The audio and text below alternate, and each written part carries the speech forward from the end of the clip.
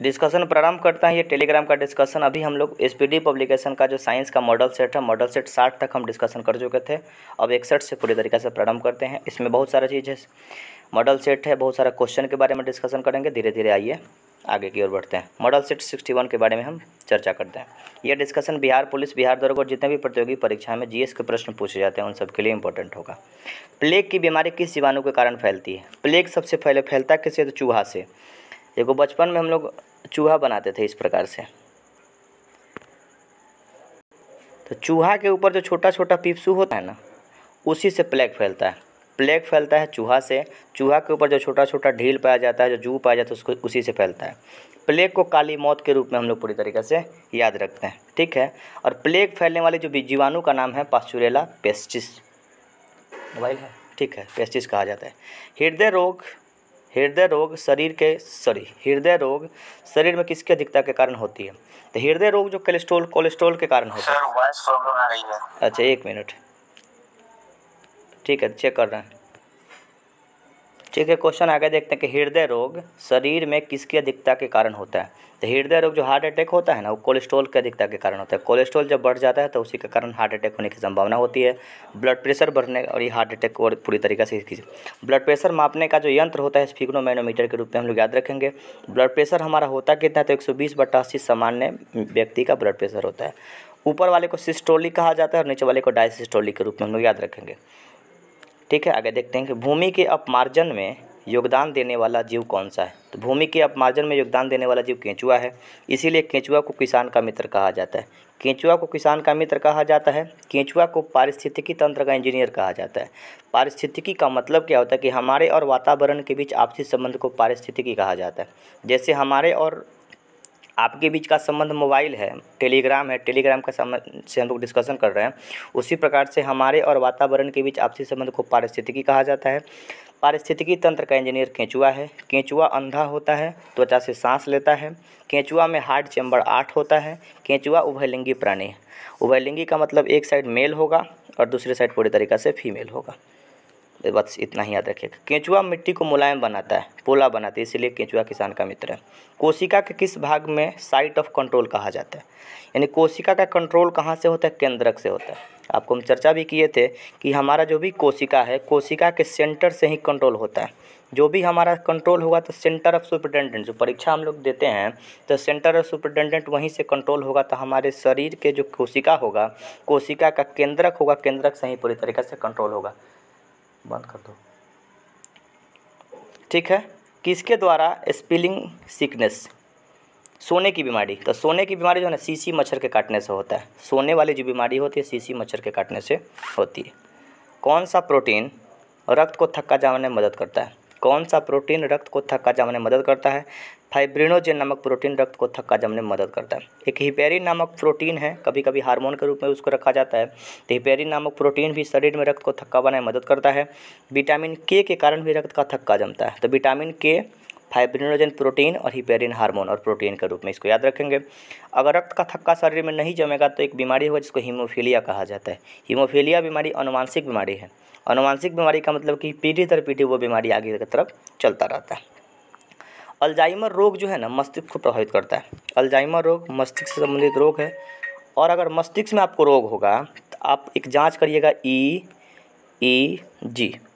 मस्तिष्क संबंधी विकार को ठीक कर जांच करने के लिए EEG का हम लोग करते हैं। इलेक्ट्रोइंसेफ्लोग्राम, इलेक्ट्रोइंसेफ्लोग्राम अगर पूरी तरीक़ा से मस्तिष्क में प्रॉब्लम होगा और मस्तिष्क में एक बीमारी को अल्जाइमर के रोग के रूप में हम लोग याद रखेंगे।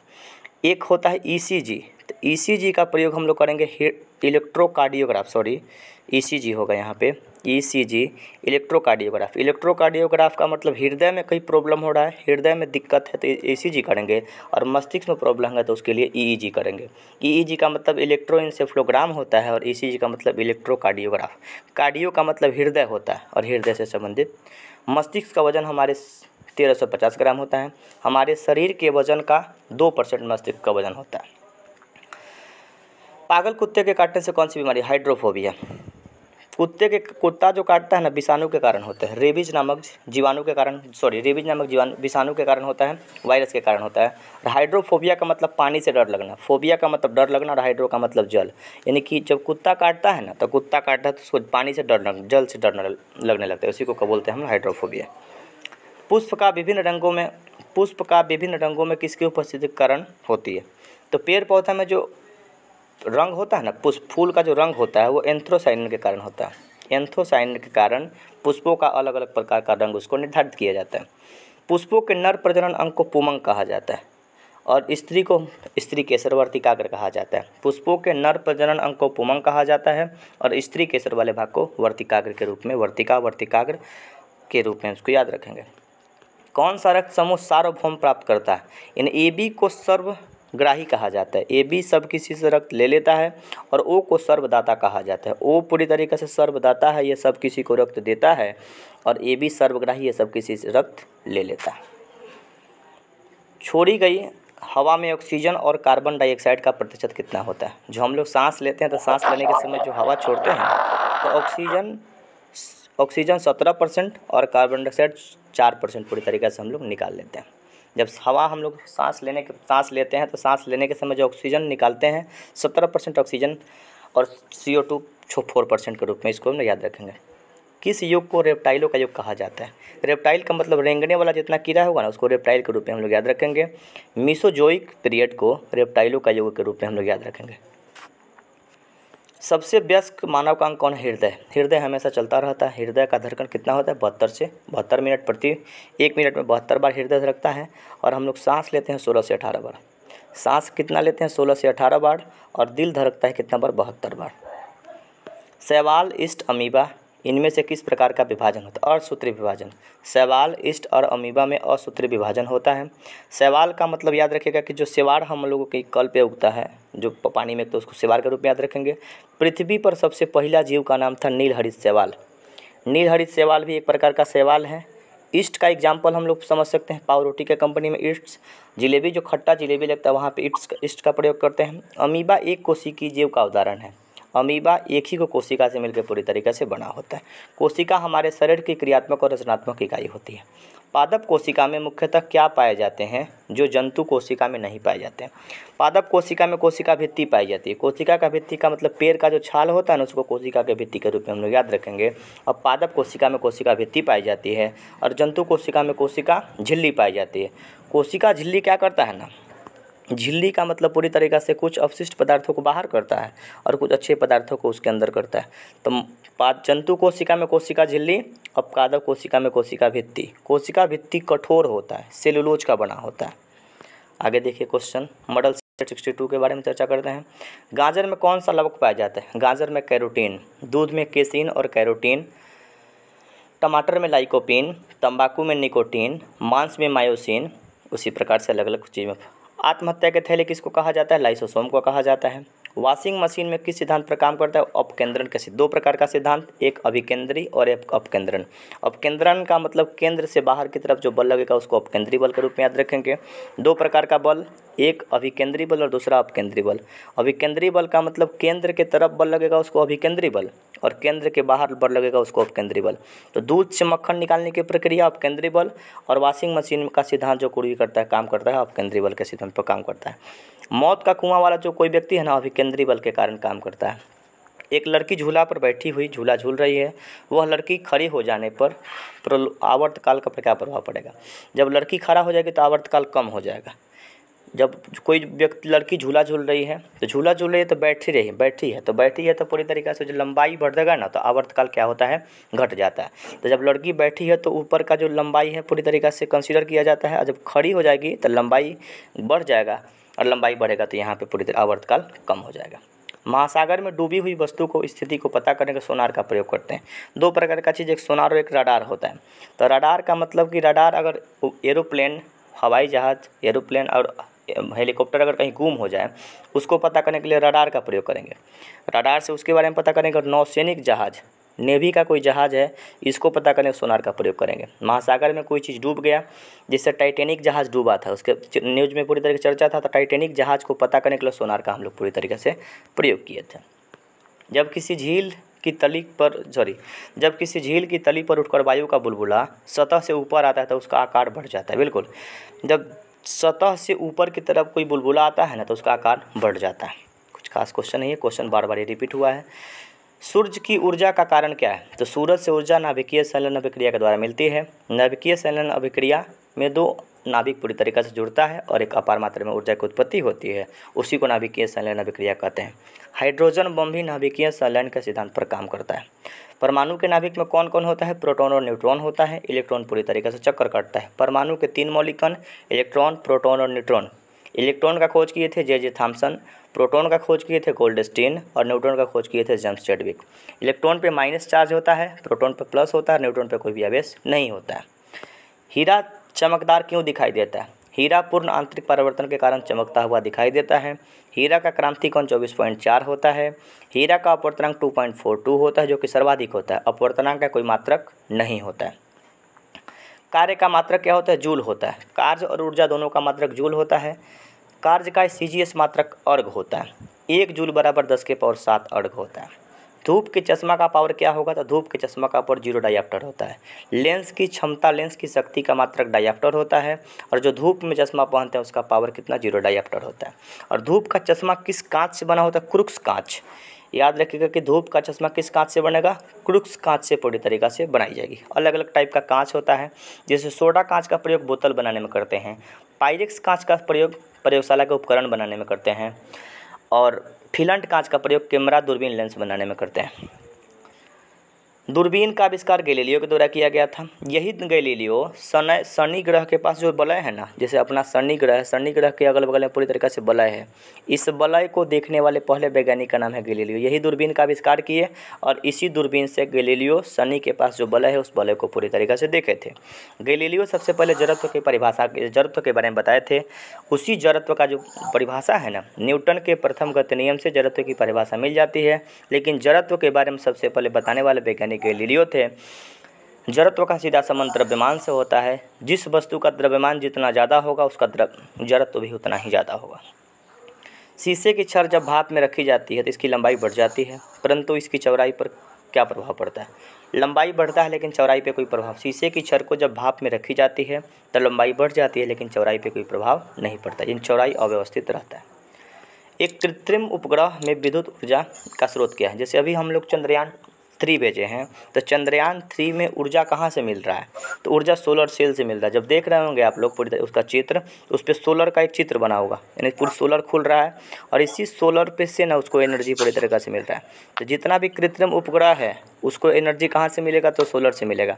सोलर बनाते कैसे हैं? तो सोलर बनता है सिलिकॉन से और मैग्नीशियम से। सिलिकॉन और मैग्नीशियम दोनों क्या है? अर्धचालक का उदाहरण है और इसी अर्धचालक से हम सोलर बनाने का काम करते हैं। सोलर करता क्या है? तो सोलर सौर, 1 मिनट रुकिएगा।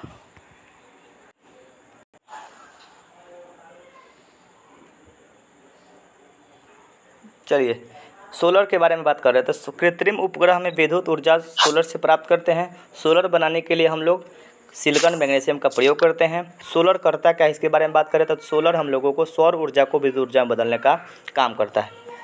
सामान्यतः चंद्रयान 3 का क्वेश्चन यहाँ पे भी न्यूज में आ रहा है। सामान्यतः स्त्रियों की आवाज़ का तरत्व पुरुषों की तुलना में क्या होता है? तो जिसका आवाज़ पतला होगा, म्यूट कर दीजिए, जिसका आवाज़ पतला होगा उसका तरत्व ज़्यादा होता है। जैसे मच्छर का आवाज़ का तरत्व क्या होगा? ज़्यादा होगा। पूछ रहा है कि सामान्यतः स्त्रियों की आवाज़ का तरत्व पुरुषों की तुलना में अधिक होती है, यानी आवाज़ मीठा होगा तो तरत्व ज़्यादा होगा। ठीक है, आवाज़ अगर मीठा होगा, आवाज़ कम होगा, थोड़ा धीरे होगा, उसका तरत्व क्या होता है? ज़्यादा होता है। स्त्री की आवाज़ भी पतला होता है और पतला होने के कारण उसका तरत्व ज़्यादा होता है, और पुरुषों का आवाज़ का तरत्व कम होता है, आवाज़ पूरी तरीक़े से भारी होता है। मच्छर की आवाज़ का तरत्व भी पूरी तरीके से ज़्यादा होता है। क्वेश्चन पूछा जाता है, 1 हॉर्स पावर बराबर 746 वाट। हॉर्स पावर शक्ति का सबसे बड़ा मात्रक है। हॉर्स पावर का मतलब घोड़े का ताकत होता है और 1 हॉर्स पावर बराबर 746 वाट होता है। वाट शक्ति का मात्रक होता है। मैनोमीटर द्वारा किसकी माप होता है? मैनोमीटर से गैसों का दाब मापा जाता है। गैसों का दाब मापने के लिए मैनोमीटर का प्रयोग हम लोग पूरी तरीक़ा से करते हैं। आगे देखिए 63 नंबर को मॉडल सेट 63 देखते हैं।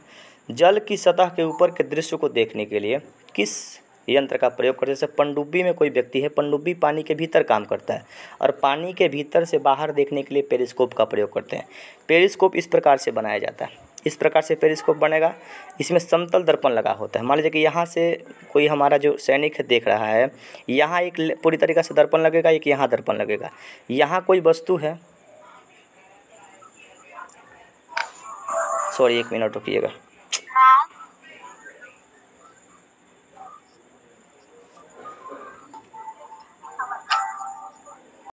चलिए क्या बता रहे थे, हाँ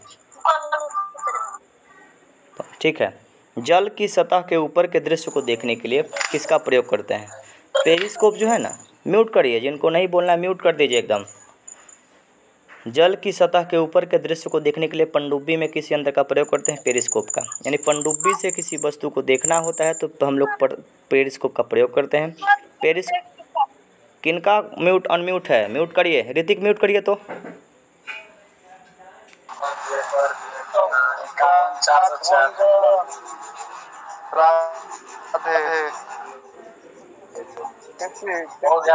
ठीक है। जल के अगर देखिए, पनडुब्बी पानी के भीतर होता है, पनडुब्बी से किसी वस्तु को देखना होता है तो पेरिस्कोप का प्रयोग करते हैं। पेरिस्कोप में समतल दर्पण होता है, एगो समतल दर्पण यहाँ लगेगा, चित्र के द्वारा देखिएगा, और एगो समतल दर्पण यहाँ लगेगा।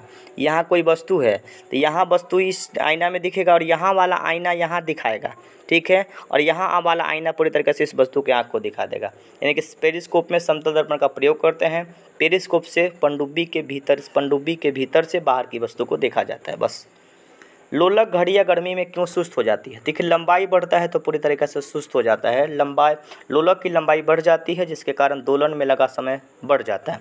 जब समय बढ़ेगा तो पूरी तरीके से घड़ी हमारी सुस्त हो जाती है। तो लंबाई पे पूरी तरीके से लोलक डिपेंड करता है। लंबाई बढ़ेगा तो समय ज़्यादा लगेगा और घड़ी हमारी सुस्त हो जाती है। भिन्न भिन्न तारों के भिन्न भिन्न रंगों की होती है, यानी कि अलग अलग तारा का रंग अलग अलग प्रकार का होता है। तो तारा का जो रंग होता है ना, तापमान पे सूचक होता है। जिसका तापमान ज़्यादा होगा उस तारा पूरी तरीके से चमकीला दिखेगा। तो सबसे चमकीला तारा होता है साइरस, और सबसे चमकीला ग्रह के रूप में हम लोग याद रखेंगे शुक्र ग्रह सबसे चमकीला ग्रह है, और सबसे चमकीला तारा के रूप में साइरस को याद रखेंगे। तो तारा का जो रंग होता है ना, तापमान पे सूचक होता है। जिसका तापमान ज़्यादा होगा वो पूरी तरीके से चमकीला दिखेगा। बैटरी के प्रचालन में मूल्य सिद्धांत क्या है? तो बैटरी के प्रचालन मूल्य सिद्धांत विद्युत अपघटन। तो विद्युत अपघटन के लिए हम लोग प्रयोग करते हैं H2SO4 का, अलग अलग पदार्थों का पूरी तरीक़ा से प्रयोग करते हैं। डीजल इंजन में प्रयुक्त ईंधन कैसा होता है? डीजल इंजन में प्रयुक्त ईंधन कैसा होता है? डीजल की वाष्प और वायु। रेफ्रिजरेटर वायु वाला डीजल तो वाष्प होता ही है, और साथ साथ में पूरी तरीके से वायु मिला के और डीजल इंजन का प्रयोग करते हैं। डीजल इंजन के लिए हम लोग याद रखेंगे C10 नंबर। C10 नंबर का संबंध किससे? तो डीजल से होगा। याद रखिएगा कि C10 नंबर का संबंध किससे? डीजल से। और ऑक्टेन नंबर शब्द मिलेगा आपको, ऑक्टेन। ऑक्टेन नंबर का संबंध किससे? पेट्रोल से। ऑक्टेन में आपको O मिलेगा, और जब पेट्रोल लिखेंगे PETROL तो O शब्द आपको मिलेगा। तो पेट्रोल के लिए ऑक्टेन संख्या और डीजल के लिए C10 संख्या आपको याद रखना है। अस्त होते समय सूरज लाल दिखाई देता है प्रकीर्णन के कारण। अस्त होते समय, सूरज उगते समय भी लालिमा दिखाई देती है। इसका कारण क्या होता है? प्रकीर्णन होता है।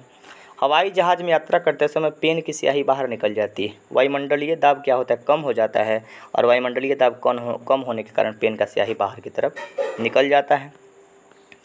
किसी लिफ्ट में बैठे व्यक्ति को अपना भार कब अधिक मालूम होगा? देखिए, लिफ्ट से 3 क्वेश्चन आता है। लिफ्ट अगर ऊपर की तरफ जा रहा है, तो भार पूरी तरीक़ा से बढ़ेगा।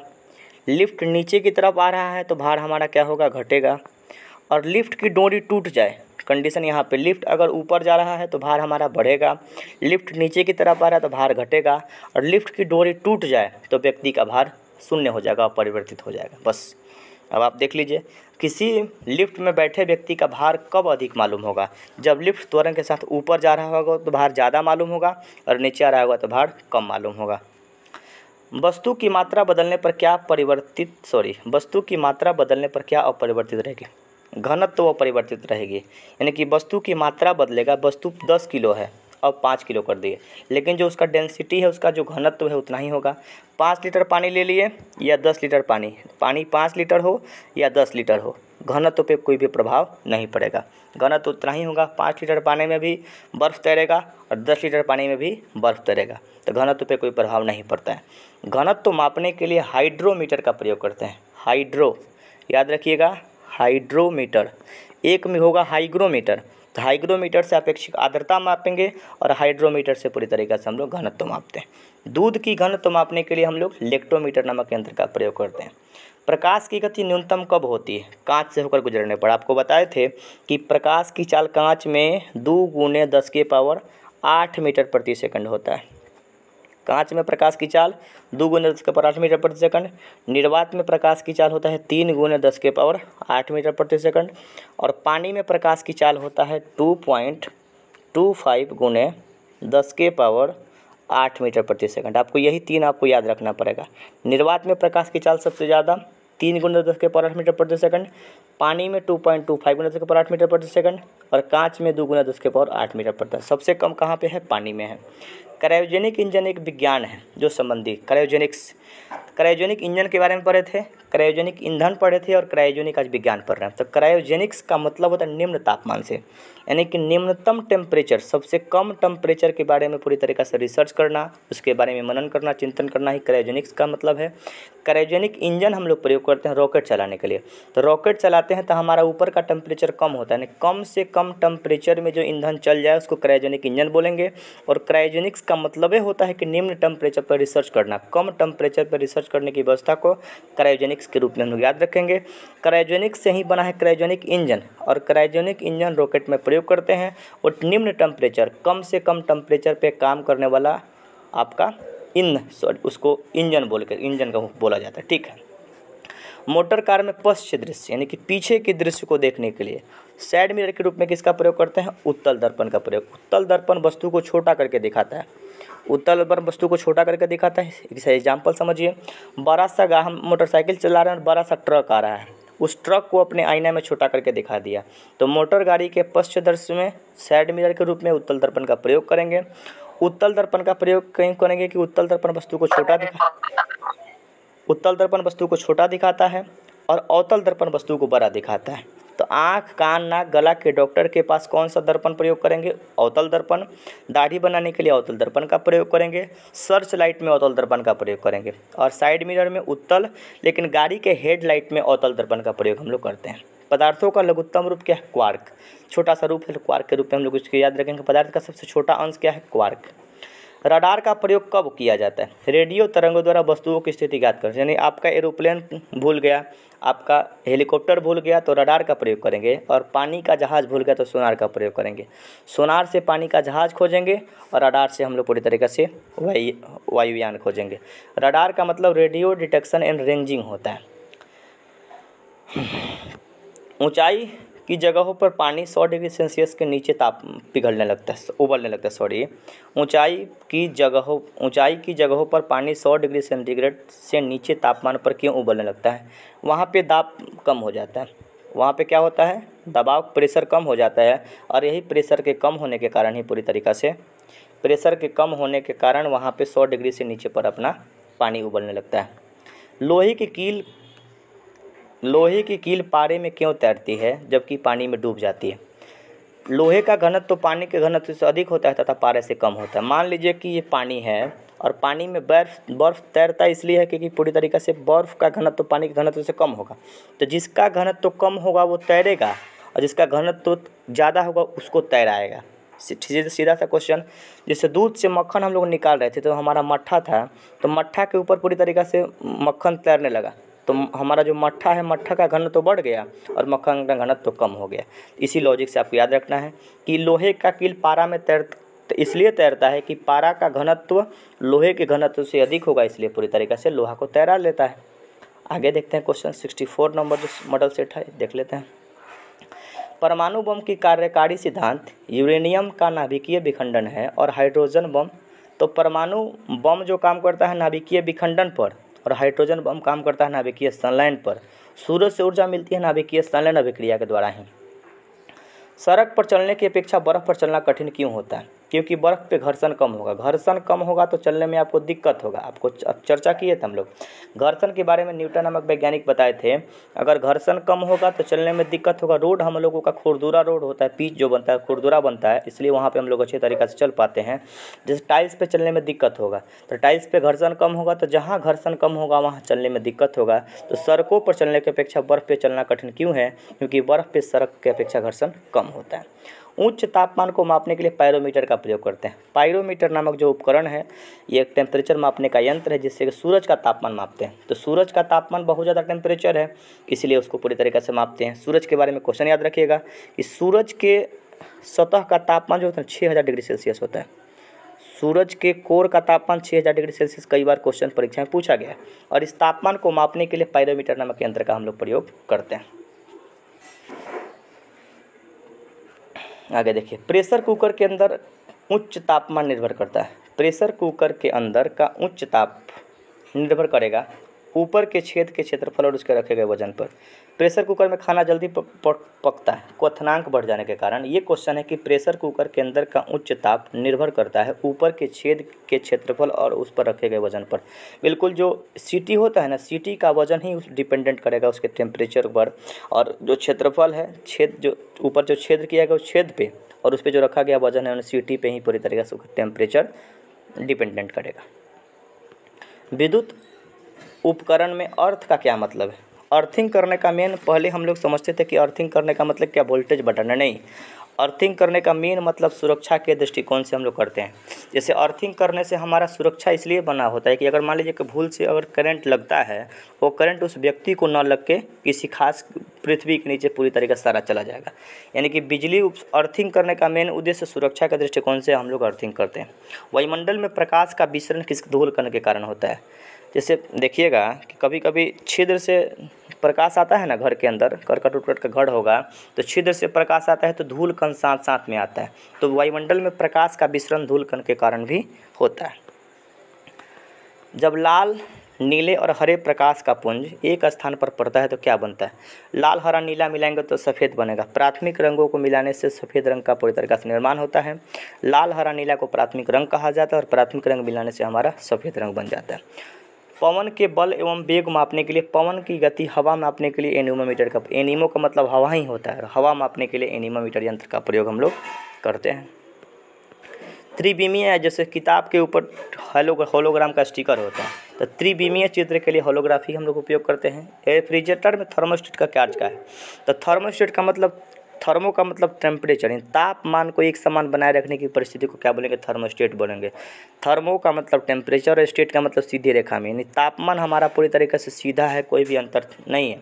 और रेफ्रिजरेटर के भीतर का तापमान कितना डिग्री होता है? 4 डिग्री सेल्सियस होता है। खाना हम लोगों को 4 डिग्री सेल्सियस पर ही सुरक्षित रख लेते हैं। अगर रेफ्रिजरेटर का दरवाज़ा खोले छोड़ देंगे तो हमारा घर पूरी तरीके से गर्म हो जाता है। दूरदर्शन में संकेत एक निश्चित दूरी के बाद नहीं मिल पाती, पृथ्वी का सतह वक्राकार के कारण। बिल्कुल, जैसे कभी कभी पृथ्वी हम लोगों का वक्राकार है और इसी वक्राकार होने के कारण कभी कभी दूरदर्शन का जो सिग्नल है नहीं मिल पाता है, तो नहीं मिलने के कारण वक्राकार सतह भी है, इस बात को याद रखिएगा। तेल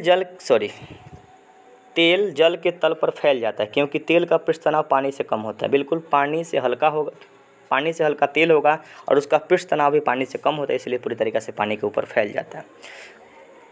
जब 0 डिग्री सेल्सियस से 10 डिग्री सेल्सियस तक जल को गर्म किया जाता है तब जल का आयतन पर क्या प्रभाव पड़ता है? देखिए, आपको यहाँ पे एक अच्छे तरीके से बता रहे हैं, लिख रहा है कि पहले घटता है और बाद में बढ़ता है। 0 डिग्री से 4 डिग्री पर कह के जल का घनत्व तो क्या होगा? अधिकतम होगा, और जहाँ घनत्व अधिकतम होगा वहाँ आयतन पूरी तरीक़ा से कम होता है। तो पहले घटता है और बाद में पूरी तरीक़ा से बढ़ने लगता है। 0 डिग्री से 10 डिग्री सेल्सियस तक अगर पानी को गर्म करेंगे तो आयतन पहले बढ़ेगा और बाद में आयतन पूरी तरीक़ा से घटना शुरू हो जाता है। जाड़े के रात में अत्यधिक ठंड पड़ने पर पानी की पाइपें फट जाती है। पानी की पाइपें इसलिए फट जाती हैं, जैसे जमने के बाद पानी का आयतन बढ़ जाता है। अगर पूरी तरीक़े से पानी को जमाएंगे ना तो वो पूरी तरीक़े से फट जाता है। जैसे आप देखिएगा कि ठंडा का जो बोतल है ना, जैसे स्प्राइट का बोतल है, उसमें बोतल में पूरी तरीक़े से कम भरता है। इसलिए कम भरता है ना, ताकि अगर भूल से जम जाए तो वो बोतल फटेगा नहीं। यानी कि जमने के बाद पानी का आयतन बढ़ जाता है, इसलिए पाइप पूरी तरीक़े से फट जाती है। 65 नंबर मॉडल सीट देखते हैं। पास्कल किसकी इकाई है? तो पास्कल दाब का इकाई है। दाब का मात्रक पास्कल होता है। पास्कल नामक वैज्ञानिक दाब के बारे में बताए थे। दाब बराबर होता क्या है? तो दाब बराबर बल बटा क्षेत्रफल होता है। इसका फॉर्मूला क्या होगा? दाब बराबर बल बटा, इतना ना प्रचार आता है ना, दाब बराबर होता है बल बटा क्षेत्रफल। एक मिनट, दाब बराबर क्या होता है? बल बटा क्षेत्रफल। क्षेत्रफल अगर बढ़ाएंगे तो दाब हमारा घटेगा, बल बढ़ाएंगे तो दाब बढ़ेगा। यानी जिसके पास जितना ज़्यादा ताकत होगा वो किसी वस्तु को उतना ही जोर से दबा देगा। तो बल अगर ज़्यादा होगा तो दाब ज़्यादा होगा, लेकिन क्षेत्रफल बढ़ाइएगा तो दाब आपका कम होगा। इसका सबसे अच्छा एग्जाम्पल क्या है ना, कि दलदल वाले ज़मीन पे किसी व्यक्ति को सोने का सलाह दिया जाता है। अगर दलदल वाले ज़मीन पे खड़ा होकर धीरे धीरे दबाइएगा ना तो आप पृथ्वी के नीचे चले जाइएगा। उस परिस्थिति में आप सो जाइएगा तो आपका जान बच सकता है। यानी कि एक पैर पर ज़्यादा प्रेशर लगता है और जब सो जाइएगा तो प्रेशर क्या होगा? कम लगेगा, दाब कम लगेगा। जैसे इसीलिए ना जो निडिल का सुई है, सुई का जो पतला निडिल हम लोगों के पास जो सुई पड़ता है, सुई का जो नोक है पतला बनाते हैं। पतला बनाएंगे तो प्रेशर ज़्यादा लगेगा और प्रेशर ज़्यादा लगेगा तो शरीर के अंदर प्रवेश कर जाएगा। पास्कल के सिद्धांत पर हाइड्रोलिक ब्रेक काम करता है। जो पावर ब्रेक हम लोग के गाड़ी में लगा होगा हाइड्रोलिक ब्रेक है, जो ट्रैक्टर में हाइड्रोलिक लगा होता है, सब पास्कल के सिद्धांत पर काम करता है। जल का वाष्प में परिवर्तन भौतिक परिवर्तन है। जल का वाष्प में बदलेगा और वाष्प पूरी तरीक़ा से फिर से पानी बना के हमारे पास आएगा तो भौतिक परिवर्तन होगा। क्रायोजेनिक इंजन का प्रयोग कहाँ करता है? रॉकेट में करता है। आपको बताए थे कि क्रायोजेनिक इंजन ऋणात्मक टेम्परेचर पर भी काम करता है। क्रायोजेनिक्स का मतलब ही निम्न टेम्परेचर पर रिसर्च करना, और क्रायोजेनिक इंजन का प्रयोग रॉकेट प्रौद्योगिकी के लिए करते हैं। रॉकेट में ईंधन के लिए प्रणोदक का प्रयोग किया जाता है। रॉकेट संवेग संरक्षण के सिद्धांत पर काम करता है। अगर संवेग संरक्षण नहीं रहे ऑप्शन में तो न्यूटन के तीसरे गति नियम पे रॉकेट काम करता है। समुद्र की गहराई मापने के लिए फैथोमीटर का प्रयोग करता है। एक फैथम बराबर 6 फीट होता है। एक फैथम बराबर कितना फीट होता है? 6 फीट होता है। और समुद्र की गहराई मापने के लिए फैथोमीटर का प्रयोग किया जाता है। लेंस की क्षमता का मात्रक डायप्टर होता है और धूप का चश्मा 0 डायप्टर का होता है। लेंस की फोकस दूरी का मात्रक तो मीटर होगा। रुकिएगा, इस क्वेश्चन में लेंस की फोकस दूरी का मात्रक मीटर होता है। मीटर होगा, सेंटीमीटर होगा, डायप्टर नहीं होता। डायप्टर लेंस की क्षमता का मात्रक है। आगे देखिए, दाब कम होने पर ध्वनि की चाल पर क्या प्रभाव पड़ेगा? तो दाब से ध्वनि के प्रभाव पर कोई प्रभाव नहीं पड़ता है। प्रेशर मारिएगा तो ध्वनि पे कोई प्रभाव नहीं पड़ेगा, अप्रभावित हो जाएगा। किसी सामान्य यंत्र की सहायता से पराश्रव्य तरंगों को उत्पन्न की जाती है। पराश्रव्य तरंग मानव नहीं सुनता है। सुबह में हम लोग बात किए थे, पराश्रव्य तरंग नहीं सुनता है। पराश्रव्य तरंग की आवृत्ति कितनी होती है? तो 20,000 हर्ट्ज से ऊपर। अब श्रव्य और पराश्रव्य तरंग की आवृत्ति 20,000 हर्ट्ज से ऊपर होती है। और सोनार का जो प्रयोग करते हैं ना, सोनार का प्रयोग पराश्रव्य तरंग के लिए करते हैं। सोनार का प्रयोग समुद्र के नीचे डूबी हुई वस्तु को पता लगाने के लिए सोनार का प्रयोग करेंगे। टाइटैनिक जहाज जो भूल गया था, सोनार से ही हमको पता चला था। किरचॉफ का नियम क्या बताता है? किरचॉफ का नियम ये बताते हैं कि अच्छे उत्सर्जक अच्छे अवशोषक होते हैं। जो वस्तु को ज़्यादा उत्सर्जित करेगा वही किसी वस्तु को ज़्यादा अवशोषित करेगा। यानी कि जो वस्तु को उत्सर्जित का मतलब अपने प्रकाश को आगे की ओर भेज देगा, वही किसी वस्तु को अपनी ओर अवशोषित करेगा। किसी चीज़ को अवशोषित से एक क्वेश्चन याद रखिएगा, इस काला रंग सभी रंगों को अवशोषित करता है और सफ़ेद रंग सभी रंगों को पूरी तरीके से उत्सर्जित करता है, आगे की ओर भेज देता है। कान और गले के आंतरिक भागों की जांच करने के लिए चिकित्सक इस प्रकार का दर्पण प्रयोग करते हैं, अवतल दर्पण। आँख, कान, नाक, गला, इसके बाद हजामत बनाने वाला दर्पण, ये सारा दर्पण कौन सा होता है? अवतल दर्पण हम लोग पूरी तरीके से प्रयोग करते हैं। घरों में पंखा, बल्ब इत्यादि उपकरण किस क्रम में जोड़ते हैं? समानांतर क्रम में। घर का वायरिंग हमारा समानांतर क्रम में होता है, लेकिन घर का जो फ्यूज लगा होता है श्रेणी क्रम में होता है। जितना भी सुरक्षा का उपकरण है सब श्रेणी क्रम में जोड़ेंगे। घर का जो फ्यूज होता है 5 एम्पियर का फ्यूज होता है। फ्यूज का तार तांबा, टीन और शीशा का मिश्रण होता है। फ्यूज के तार का गलनांक कम होता है और पूरी तरीक़े से उसका प्रतिरोध उच्च होता है। पतले तार का प्रतिरोध ज़्यादा और मोटे तार का प्रतिरोध कम होता है। इसीलिए जो घर का हम लोग के पास बिजली आता है वो मोटे मोटे तार से बिजली आता है, ताकि प्रतिरोध कम होगा। प्रतिरोध विद्युत धारा में रुकावट को प्रतिरोध बोलते हैं। प्रतिरोध का ऐसे मात्रक ओम होता है। पॉजिट्रॉन का खोज किए थे एडरसन नामक वैज्ञानिक, पॉजिट्रॉन का खोज किए थे। पृथ्वी द्वारा सूर्य का एक चक्कर लगाने में किया गया कार्य शून्य होता है। किसी भी गोलाकार पथ पे कार्य करिएगा तो शून्य होगा, इसमें कोई डाल्टन नहीं है। सर्वप्रथम पराश्रव्य तरंग डाल्टन द्वारा किस यंत्र से उत्पन्न किए थे? सीटी से उत्पन्न किए थे। सीटी यानी कि जो सीटी बजाते हैं हम लोग, सीटी से ही पराश्रव्य तरंग उत्पन्न करके रिसर्च किए थे डाल्टन नामक वैज्ञानिक। साबुन के बुलबुले किस प्रकार रंगीन चमकता है? आपको बताए थे कि साबुन लगाता कौन है? कोई व्यक्ति लगाता है। हम और आप जैसे व्यक्ति लगाता है तो व्यक्तिकरण से साबुन का बुलबुला चमकता हुआ नजर आता है। साबुन लगाएगा कौन? कोई व्यक्ति लगाएगा, तो साबुन के बुलबुला का चमकना व्यक्तिकरण के कारण होता है। सूरज के सबसे समीप तारा का क्या नाम? Proxima Centauri. सूरज से सबसे निकट का तारा का नाम क्या है? प्रोक्सिमा सेंचुरी है। इसको थोड़ा सा याद रखिएगा। सूरज के सबसे समीप यानी सबसे निकट का तारा का नाम है प्रोक्सिमा सेंचुरी। सेंटोरी लिखा, सेंचुरी भी कहीं कहीं लिखा जाता है। उपग्रह का ऊर्जा कैसे उत्पन्न होता है? आपको बताया थे कि चंद्रयान 3 जब गया था तो सोलर का प्लेट लगा है। जितना भी हमारे पास, देखिए चंद्रयान का क्वेश्चन भी यहाँ पे ऊपर आ रहा है। उपग्रह के पास ऊर्जा कैसे मिलता है? तो सोलर सेल से ही मिलता है। सोलर सेल बनाते कैसे हैं? तो सोलर सेल हम लोग बनाते हैं सिलिकॉन और मैग्नीशियम से। सोलर सेल पूरी तरीके से पर्यावरण के लिए हितैषी है, पर्यावरण के अच्छे लिए काम करता है। कमरे में रखे रेफ्रिजरेटर का दरवाज़ा खोल देंगे तो कमरे का तापमान बढ़ जाएगा। अरे बिल्कुल, फ्रिज को दरवाज़ा खोलिएगा तो आपका घर पूरी तरीके से गर्म हो जाएगा। विद्युत का सबसे अच्छा चालक कौन होता है? चांदी होता है। विद्युत का सबसे अच्छा चालक चांदी होगा। पानी का बुलबुला हवा में किसकी भांति काम करता है? अवतल लेंस की भांति काम करता है। किस यंत्र से विद्युत धारा मापी जाती है? तो विद्युत धारा मापने के लिए एमीटर का प्रयोग करते हैं। एमीटर को हमेशा श्रेणी क्रम में जोड़ा जाता है और विद्युत धारा का मात्रक एम्पियर होता है। विद्युत धारा का परिभाषा पूछे तो बताइएगा कि इलेक्ट्रॉन के सतत प्रवाह को विद्युत धारा कहा जाता है। और विद्युत धारा में जो रुकावट है ना, उसको प्रतिरोध कहा जाता है। प्रतिरोध का ऐसे मात्रक ओम होता है। ओम को इस प्रकार से हम लोग लिखते हैं। भारतीय विज्ञान संस्थान कहाँ पे स्थित है? बेंगलुरु में। और भारत का वैज्ञानिक नगर के रूप में हम लोग बेंगलुरु को याद रखेंगे। भारत का सिलिकॉन वैली बेंगलुरु को कहा जाता है। बेंगलुरु कर्नाटक की राजधानी है। और बेंगलुरु का संस्थापक केम्पेगौड़ा को याद रखिएगा। बेंगलुरु में केम्पेगौड़ा हवाई अड्डा भी है। आर्द्र या जलवाष्प मिली हुई वायु का घनत्व शुष्क वायु की तुलना में कैसा होता है? आर्द्र का मतलब ह्यूमिडिटी। आर्द्रता या जलवाष्प मिली वायु का घनत्व शुष्क वायु की तुलना में कैसा होता है? शुष्क वायु का घनत्व अधिक होता है। सूखा हुआ वायु का घनत्व क्या होगा? डेंसिटी का होगा, ज़्यादा होता है। जब किसी वस्तु को दर्पण से दूर ले जाते हैं तो प्रतिबिंब बढ़ता है। और वह किस प्रकार का दर्पण है? यानी आपसे पूछ रहा है कि कौन सा दर्पण आपके प्रतिबिंब को बड़ा करके दिखा रहा है? तो अवतल दर्पण आपके प्रतिबिंब को बड़ा करके दिखाता है, उत्तल दर्पण प्रतिबिंब को छोटा करके दिखाता है। इसीलिए ना आँख, कान, नाक, गला के डॉक्टर के पास अवतल दर्पण का प्रयोग करते हैं। हजामत बनाने के लिए पूरी तरीके से अवतल दर्पण का प्रयोग करते हैं। इसलिए करते हैं पूरी तरीके से ताकि हम बड़ा बड़ा करके देख लें। इसमें कोई दिक्कत आपको नहीं होना चाहिए। समस्थानिक और संभारिक दो चीज़ आपको बताए थे। संभारिक में द्रव्यमान संख्या समान होता है और समस्थानिक में परमाणु संख्या समान होता है। समस्थानिक परमाणु में इलेक्ट्रॉन, प्रोटॉन और न्यूट्रॉन में क्या संबंध है? इलेक्ट्रॉन और प्रोटॉन की संख्या समान होगी लेकिन न्यूट्रॉन की संख्या भिन्न होगी तो उसको समस्थानिक बोलेंगे।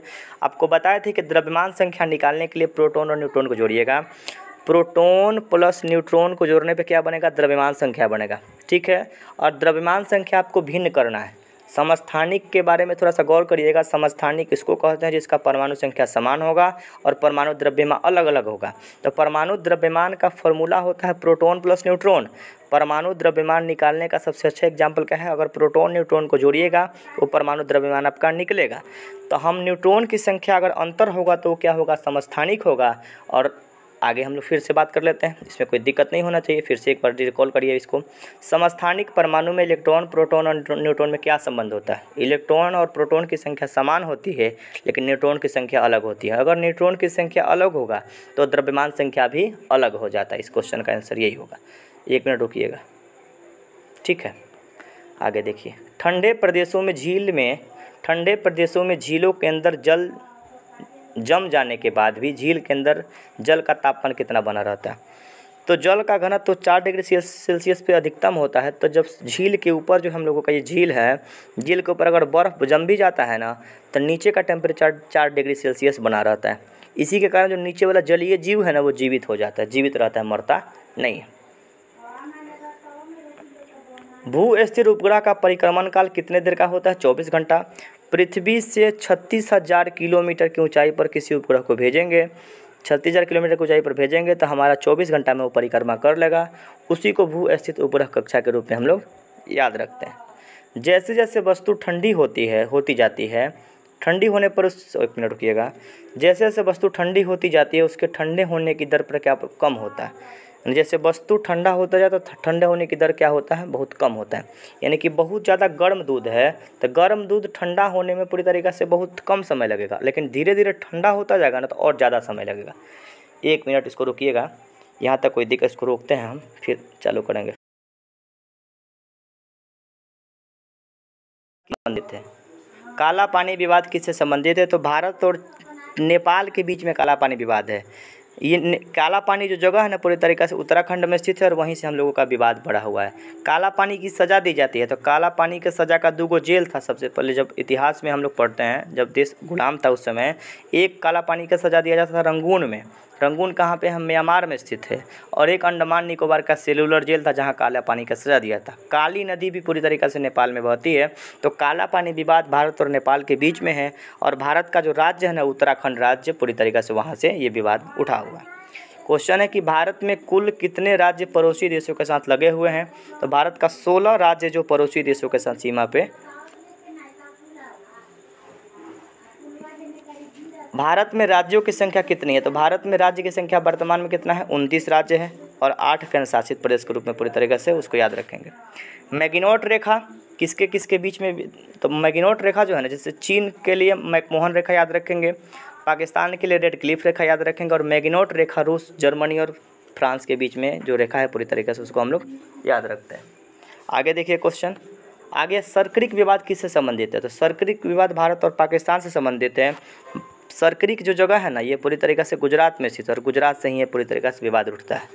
भारत और श्रीलंका के बीच में जो एक रेखा है ना उसको पाक जल डमरू मध्य के रूप में याद रखेंगे। रेखा नहीं है, वहाँ पे जल संधि के रूप में याद रखेंगे। भारत और श्रीलंका के बीच में पाक जल डमरू मध्य है। भारत और नेपाल के बीच में काला पानी विवाद है, और भारत और बांग्लादेश में कुछ खास विवाद नहीं है, लेकिन थोड़ा सा एक विवाद के रूप में याद रखेंगे न्यू मूर द्वीप। न्यू मूर द्वीप वर्तमान में एक विवाद का कारण पूरी तरीके से बना हुआ है।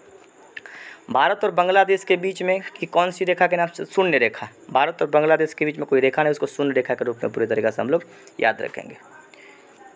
आगे देखते हैं कि पाक अधिकृत कश्मीर की राजधानी कहाँ पे है? पाक अधिकृत कश्मीर की राजधानी मुजफ्फराबाद है। जो पीओके के बारे में हम लोग पढ़ते हैं कि भारत की सबसे ऊंची चोटी का नाम गॉर्डन ऑस्टिन है, और गॉर्डन ऑस्टिन कहाँ पे? पाक अधिकृत कश्मीर में है, पीओके में है। इसको पीओके के रूप में याद रखेंगे, और इसकी राजधानी कहाँ पे है? मुजफ्फराबाद है। देश की सबसे लंबी अंतर्राष्ट्रीय सीमा किस देश के साथ लगी हुई है? यानी कि भारत की सबसे लंबी अंतर्राष्ट्रीय सीमा बांग्लादेश के साथ लगे 4096 किलोमीटर के लगी हुई है। उसके बाद चीन के साथ पूरी तरीके से लगा हुआ है। एक ट्रिक याद रखें, बचपन में MBA, बचपन, तो बचपन से बांग्लादेश, चीन, पाकिस्तान और नेपाल, यानी कि सीक्वेंस में सबसे ज़्यादा जो लगा हुआ है बांग्लादेश से, तब चीन से, तब पाकिस्तान से और तब नेपाल से। और भी राज्य है इसके, और भी देश इसके बारे में देखें। सिलोन किस देश का प्राचीन नाम है? तो सिलोन श्रीलंका का पुराना नाम है। श्रीलंका का पुराना नाम क्या है? सिलोन है। थाईलैंड का पुराना नाम श्याम है। श्याम जो भगवान कृष्ण को कहा जाता है, तो श्याम थाईलैंड का पुराना नाम है, और श्रीलंका का पुराना नाम सिलोन है। 38वीं समानांतर रेखा किन 2 देशों के बीच में सीमा रेखा बनाती है? तो 38वीं समानांतर रेखा उत्तर कोरिया और दक्षिण कोरिया के सीमा रेखा को पूरी तरीके से निर्धारित करता है। भारत का सर्वोच्च पर्वत शिखर केटू, केटू पूरी तरीके से, केटू को किस श्रेणी में रखा जाता है? तो केटू हिमालय का भाग है, और हिमालय के काराकोरम श्रेणी में पूरी तरीके से केटू स्थित है। भारत की सर्वोच्च चोटी का नाम केटू, जिसकी हाइट कितना है? 8611 मीटर। इस बात को यहाँ पे लिखा हुआ है। माउंट एवरेस्ट किस देश में स्थित है? तो माउंट एवरेस्ट नेपाल में स्थित है। माउंट एवरेस्ट अपना नेपाल में स्थित है। फरक्का विवाद किन 2 देशों के बीच में है? तो फरक्का बांध बना हुआ है, गंगा नदी पे पूरी तरीक़े से फरक्का बांध बना हुआ है। और फरक्का जो विवाद है ना ये भारत और बांग्लादेश के बीच में एक विवाद के रूप में फरक्का ट्रेन चलता है। तो फरक्का ट्रेन पश्चिम बंगाल जाती है, और पश्चिम बंगाल के बगल में बांग्लादेश है। तो फरक्का विवाद भारत और बांग्लादेश के बीच में है। क्वेश्चन देखते हैं कि भारत और श्रीलंका के बीच में कौन सी जल संधि है? पाक जल संधि। नाम है पाक, लेकिन है पूरी तरीके से श्रीलंका के बीच में। पाक जल संधि भारत और श्रीलंका के बीच में पूरी तरीके से एक जल संधि के रूप में याद रखेंगे। किस राज्य की सीमा बांग्लादेश को नहीं छूती है? यानी बांग्लादेश को नहीं छूने वाला राज्य कौन सा? अरुणाचल प्रदेश पूरी तरीके से पूर्व में स्थित है। अरुणाचल प्रदेश का सीमा बांग्लादेश से नहीं लगती। अरुणाचल प्रदेश का पुराना नाम नेफा हुआ करता था। अरुणाचल प्रदेश का पूरा नाम क्या था? नेफा था। नेफा को नॉर्थ ईस्ट फ्रंटियर एजेंसी के रूप में हम लोग याद रखेंगे। 49वीं समानांतर रेखा कौन सी को अलग करता है? तो 49वीं समानांतर रेखा यूएसए और कनाडा को अलग करता है। यूएसए और कनाडा को अलग करता है 49वीं समानांतर रेखा, इस बात को याद रखिएगा। मांडले जेल कहाँ पे है? तो म्यांमार में स्थित है। इसी मांडले जेल में बाल गंगाधर तिलक को भेजा गया था। मांडलिया जेल कहाँ पे? म्यांमार में।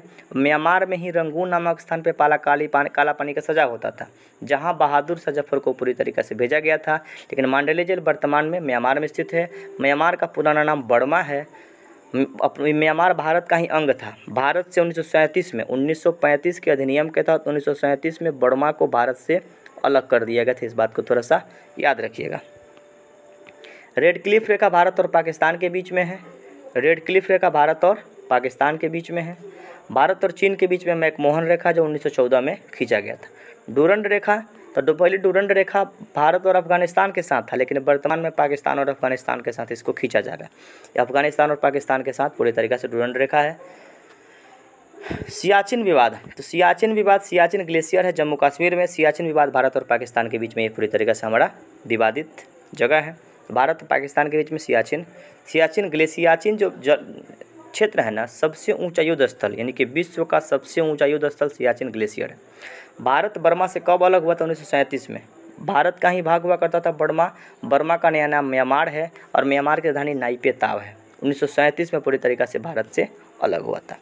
चीन के साथ किस राज्य की सीमा स्पर्श नहीं करता है? यानी कि भारत का कौन सा राज्य जो चीन के साथ सीमा साझा नहीं करता है? तो इसका सही उत्तर हो जाएगा मिजोरम।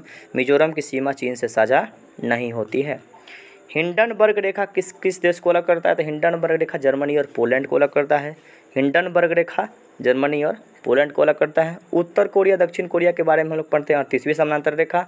रूस फिनलैंड के लिए मैगिनोट रेखा के रूप में हम लोग पढ़ चुके थे। आगे देखिए, भारत के किस राज्य के साथ पाकिस्तान का सबसे लंबा सीमा लगता है? तो पाकिस्तान के साथ भारत का सबसे लंबा सीमा लगने वाला राजस्थान है। राजस्थान की सीमा पाकिस्तान के साथ सबसे लंबी लगती है। और वही राजस्थान और पाकिस्तान में थार मरुस्थल है। थार मरुस्थल भारत के राजस्थान में और पाकिस्तान वाले क्षेत्र में पूरी तरीके से पड़ता है। अर्कानयुमा पर्वत श्रृंखला म्यांमार में स्थित है। भारत और म्यांमार के बीच में सीमा बनाती है अर्कानयुमा पर्वत श्रृंखला। और एक इरावदी नदी है। इरावदी नदी को म्यांमार की जीवन रेखा कहा जाता है। इरावदी नदी को म्यांमार की जीवन रेखा कहा जाता है। और अर्कानयुमा पर्वत श्रृंखला म्यांमार में स्थित है जो भारत की सीमा बनाती है। एक क्वेश्चन है कि भारत का कौन सा राज्य बांग्लादेश के साथ 3 तरफ से घिरा हुआ है? तो नाम है त्रिपुरा। और त्रिपुरा पूरी तरीक़ा से 3 तरफ से बांग्लादेश से घिरा हुआ है। बहुत बार क्वेश्चन पूछा गया, इसको हाईलाइट करके रखिएगा। यानी कि बहुत इंपॉर्टेंट प्रश्न, बांग्लादेश से 3 तरफ से घिरा होने वाला राज्य कौन सा है? तो त्रिपुरा है। त्रिपुरा का नाम ही 3 तरफ से घिरा होने के क्षेत्र ही त्रिपुरा है। बहादुर शाह का कब्र कहाँ स्थित है? बहादुर शाह का कब्र रंगून में है। रंगून में 1857 के क्रांति के नायक थे बहादुर शाह जफर। बहादुर शाह जफर मुगल साम्राज्य का अंतिम शासक थे और उन्हीं को 1857 की क्रांति में नेता के रूप में याद किया गया। और इन्हीं को बाद में अंग्रेज रंगून भेज दिया था। रंगून को यांगून कहा जाता है। रंगून कहाँ पे? म्यांमार में स्थित है। और म्यांमार का पुराना नाम बर्मा है। भारत से कब अलग हुआ था? 1937 में पूरी तरीके से अलग हुआ था। पंजशीर घाटी कहाँ स्थित है? तो अफगानिस्तान में स्थित है। जो तालिबान का मुख्यालय यही पंजशीर घाटी में है। विश्व का छत कहा जाता है पामीर के पठार को। और उसी पामीर के पठार के नीचे एक गुफा बनाया है जिस गुफा को पंजशीर घाटी कहा जाता है। उसी पंजशीर घाटी में तालिबान का मुख्यालय बना के वहाँ पे रहता है सब। मैनर-हिम रेखा, तो मैनर-हिम रेखा रूस और 1 मिनट रुकिएगा। मैनर-हिम रेखा रूस और फिनलैंड को अलग करता है। मैनर-हिम रेखा रूस और फिनलैंड को अलग करता है। क्वेश्चन है कि भारत की सबसे छोटी अंतर्राष्ट्रीय सीमा अफगानिस्तान से लगता है 106 किलोमीटर। भारत का सबसे अंतर्राष्ट्रीय सीमा लगता है बांग्लादेश के साथ। और भारत की सबसे छोटी अंतर्राष्ट्रीय सीमा अफगानिस्तान के साथ 106 किलोमीटर। मैत्री एक्सप्रेस, देखिए मैत्री का मतलब संबंध, दोस्ती बनाना। तो भारत और बांग्लादेश के बीच में ना एक दोस्ती बनाने की व्यवस्था की गई थी अटल बिहारी वाजपेयी के शासनकाल में। मैत्री बस सेवा भी शुरू की गई थी और उसी बस पर बैठ के एक बस शुरू किया गया था लाहौर बस सेवा। तो लाहौर बस सेवा, दिल्ली से लाहौर तक बस की सेवा शुरू की गई थी। पाकिस्तान गया था और उसमें अटल बिहारी वाजपेयी बैठ कर गए थे ताकि सोचे थे कि पाकिस्तान के साथ संबंध हम लोग सुधार लें। और मैत्री बस सेवा का संबंध अपने बांग्लादेश से है और ढाका और कोलकाता के बीच में जोड़ने के लिए प्लान बना था मैत्री एक्सप्रेस। मैत्री बस सेवा, लाहौर बस सेवा शुरू किया गया था दिल्ली से लाहौर के बीच में। और अटल बिहारी वाजपेयी उस बस में बैठकर लाहौर तक गए थे। चीन के साथ भारत के किस केंद्रशासित प्रदेश की सीमा लगती है? तो चीन के साथ लद्दाख का सीमा लगता है, इसमें कोई दो राय नहीं है। तो चीन के साथ भारत का जो लद्दाख है, लद्दाख के साथ पूरी तरीके से सीमा साझा करता है। 1984 में भारतीय सेना के द्वारा मेघदूत ऑपरेशन कहाँ किया गया? सियाचिन ग्लेशियर को पूरी तरीके से 1 मिनट रुकिएगा। हाँ ठीक है, सियाचिन ग्लेशियर को सियाचिन ग्लेशियर के लिए ही पूरी तरीके से ऑपरेशन मेघदूत किया था। ऑपरेशन सफ़ेद सागर भी हुआ था। तो ऑपरेशन सफ़ेद सागर इंडियन एयरफोर्स किया था। ऑपरेशन सफ़ेद सागर किया गया था इंडियन एयरफोर्स के द्वारा 1984 में ही किया गया था। और ऑपरेशन मेघदूत का संबंध सियाचिन ग्लेशियर से तो इंडियन आर्मी के द्वारा किया गया था।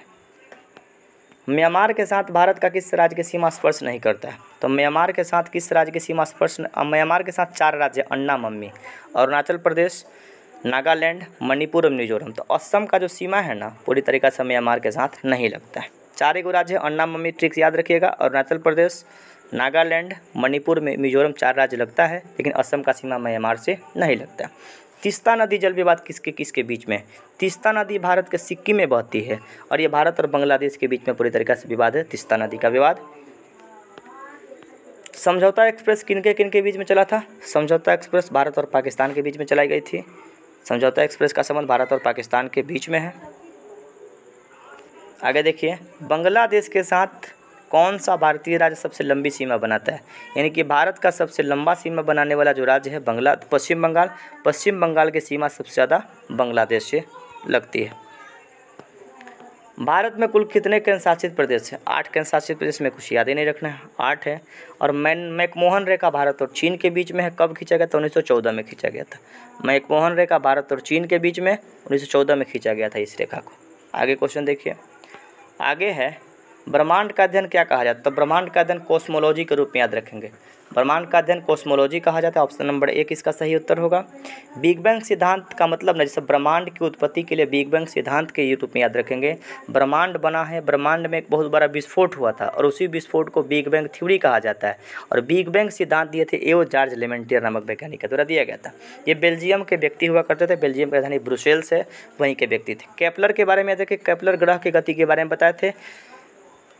आगे देखिए, सबसे बड़ा तारामंडल कौन है? तो सबसे बड़ा तारामंडल के रूप में हम लोग सेंट्रोस को याद रखेंगे। सबसे बड़ा तारामंडल सेंट्रोस है। किस ग्रह के पास कोई उपग्रह नहीं है? बुध और शुक्र के पास कोई उपग्रह नहीं है। बुध और शुक्र के पास कोई भी उपग्रह, ऑप्शन नंबर यहाँ पे डी होगा। बृहस्पति का सबसे बड़ा उपग्रह का नाम गैनेमिड, और गैनेमिड बृहस्पति का सबसे बड़ा उपग्रह है जो सौर मंडल का सबसे बड़ा उपग्रह है। सी ऑफ ट्रैंक्विलिटी का मतलब शांति का सागर। तो शांति का सागर कहाँ पे है? चंद्रमा पे है। चंद्रमा पे हिमालय पर्वत से 3 गुना ऊंचा एक पर्वत है जिसका नाम निक्स ओलंपिया है। और चंद्रमा पे एक ज्वालामुखी जिसका नाम निक्स ओलंपिस। चंद्रमा पे हिमालय से 3 गुना ऊंचा पहाड़ जिसका नाम है निक्स ओलंपिया, और हिमालय पहाड़ पे एक ज्वालामुखी जिसका नाम है निक्स ओलंपिस। और शांति का सागर कहाँ पे है? चंद्रमा है, पूरी तरीके से है। तो सी ऑफ ट्रैंक्विलिटी का मतलब शांति का सागर, और शांति का सागर है कहाँ पे? चंद्रमा पे। ब्रह्मांड में विस्फोटित तारा को क्या कहा? अभिनव तारा। यानी ब्रह्मांड में जो टूटता हुआ तारा है ना, टूटता हुआ तारा को हम अभिनव तारा के रूप में हम लोग याद रखेंगे। किनके बीच में औसत दूरी खगोलीय दूरी के रूप में? खगोलीय दूरी का मतलब होता है ना कि पृथ्वी और सूर्य के बीच की दूरी को खगोलीय दूरी के रूप में हम लोग याद रखेंगे। तो पृथ्वी और सूर्य के बीच की दूरी को खगोलीय दूरी के रूप में हम लोग याद रखा जाता है। प्रकाश वर्ष किसका मात्रक है? तो प्रकाश वर्ष दूरी का मात्रक है। प्रकाश वर्ष का मतलब क्या होता है कि प्रकाश द्वारा 1 वर्ष में तय की गई दूरी को प्रकाश वर्ष कहा जाता है। आगे देख लीजिए, सूरज का ऊर्जा का मुख्य स्रोत नाभिकीय संलयन अभिक्रिया के द्वारा ही सूरज से हमको पूरी तरीके से ऊर्जा मिलता है। 1 वर्ष में प्रकाश द्वारा तय की गई दूरी को प्रकाश वर्ष कहा जाता है। बिल्कुल आसानी से, इसमें कोई दिक्कत नहीं है। 1 वर्ष में प्रकाश द्वारा तय की गई दूरी को प्रकाश वर्ष कहा जाता है। गॉड पार्टिकल कहा जाता है हिग्स बोसोन। आज हम सुबह चर्चा किए थे क्लास में कि परमाणु का भी सबसे छोटा कण का नाम गॉड पार्टिकल है, और गॉड पार्टिकल को हिग्स बोसोन के रूप में याद रखेंगे।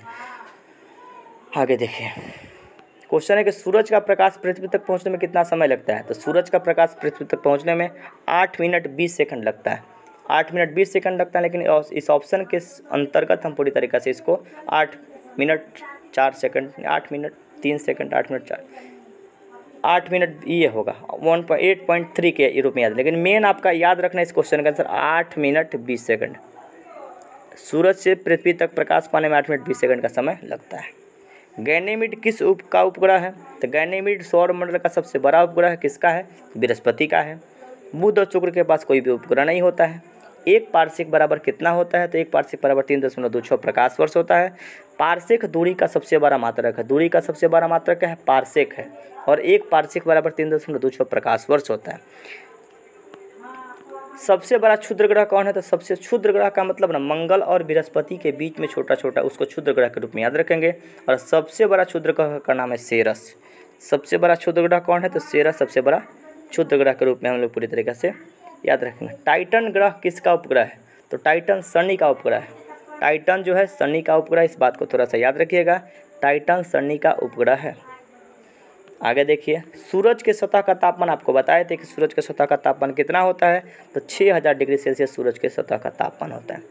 अपनी अक्ष पर सबसे तेज गति से परिक्रमण कौन करता है? सबसे नज़दीक है बुध, तो बुध ही ने सबसे पहले घूम लेगा। सूरज के सबसे नज़दीक का ग्रह, 1 मिनट रुकिएगा, अपनी अक्ष पर सबसे तेज नहीं परिक्रमा करता है बुध।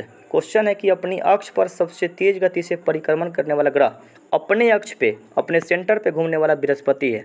बृहस्पति अपने अक्ष पर सबसे तेज गति से घूमने वाला ग्रह है। ठीक है, इसका आंसर बृहस्पति होगा, थोड़ा सा रिकॉल करिएगा।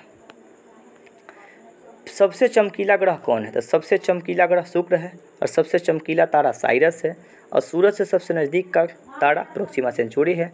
सबसे चमकीला ग्रह शुक्र और बुध और शुक्र के पास कोई भी उपग्रह नहीं है। एक प्रकाश वर्ष बराबर 9.4 किलोमीटर और 15 मीटर, यानी ऑप्शन नंबर ए और डी दोनों होगा। एक प्रकाश वर्ष बराबर 9.4 15 किलोमीटर और 12 मीटर, ये दोनों पूरी तरीके से होता है। प्रकाश वर्ष का मतलब प्रकाश द्वारा एक वर्ष में तय की दूरी को प्रकाश वर्ष कहा जाता है। आकाश किसके कारण नीला दिखाई देता है? तो आकाश का नीला दिखाई देना ये प्रकाश के प्रकीर्णन के कारण संभव हो पाता है। प्रकाश के प्रकीर्णन के कारण ही आकाश का रंग पूरी तरीके से नीला दिखाई देता है। अपवर्तन के कारण तारा टिमटिमाता हुआ नजर आता है। वर्ण विक्षेपण का मतलब क्या होता है? कि वर्ण का मतलब रंग होता है। प्रकाश का रंग अलग अलग भागों में विभक्त होता है, उसको वर्ण विक्षेपण के रूप में याद रखेंगे। क्षुद्र ग्रह किसके बीच में होता है? तो मंगल और बृहस्पति के बीच में छोटा छोटा क्षुद्र ग्रह के रूप में हम लोग याद रखेंगे। और सबसे बड़ा क्षुद्र ग्रह सेरस होता है। आगे देखिए, ब्रह्मांड का मौलिक कण क्या है? तो ब्रह्मांड का मौलिक कण देखिए 3 प्रकार का कण होता है, इलेक्ट्रॉन, प्रोटॉन, न्यूट्रॉन। और ब्रह्मांड का मौलिक कण को मोल के रूप में हम लोग पूरी तरीके से, रुकिएगा 1 minute, question number 23, Higgs boson मौलिक कण सबसे छोटा कण के रूप में पूछ रहा है। तो ब्रह्मांड का सबसे छोटा मौलिक कण के रूप में हम लोग हिग्स बोसोन को याद रखेंगे। हिग्स बोसोन जो परमाणु को तोड़ कर सबसे छोटा बनाया गया था, उसको हिग्स बोसोन के रूप में याद रखेंगे। और सबसे छोटा कण हिग्स बोसोन है। चंद्रमा किस ग्रह का एकमात्र उपग्रह है? तो चंद्रमा का जो उपग्रह है ना, चंद्रमा पृथ्वी का उपग्रह है, इसमें कोई दो राय नहीं है। भोर और सांझ का तारा किसको कहा जाता है? तो भोर और सांझ का तारा शुक्र को कहा जाता है। शुक्र को पृथ्वी की बहन कही जाती है और शुक्र शाम और शुक्र का तारा कहा जाता है। भू स्थित उपग्रह, क्वेश्चन आ गया पूरी तरीके से। भू स्थित उपग्रह को कितने ऊंचाई पर स्थापित किया जाता है? 36,000 किलोमीटर। और 36,000 किलोमीटर पर किसी को भेजेंगे तो 24 घंटा में परिक्रमा कर लेगा। प्लूटो क्या है? तो प्लूटो बौना ग्रह के श्रेणी में प्लूटो को हम लोग पूरी तरीके से रख दिए हैं। प्लूटो बौना ग्रह की श्रेणी में प्लूटो को रखा गया।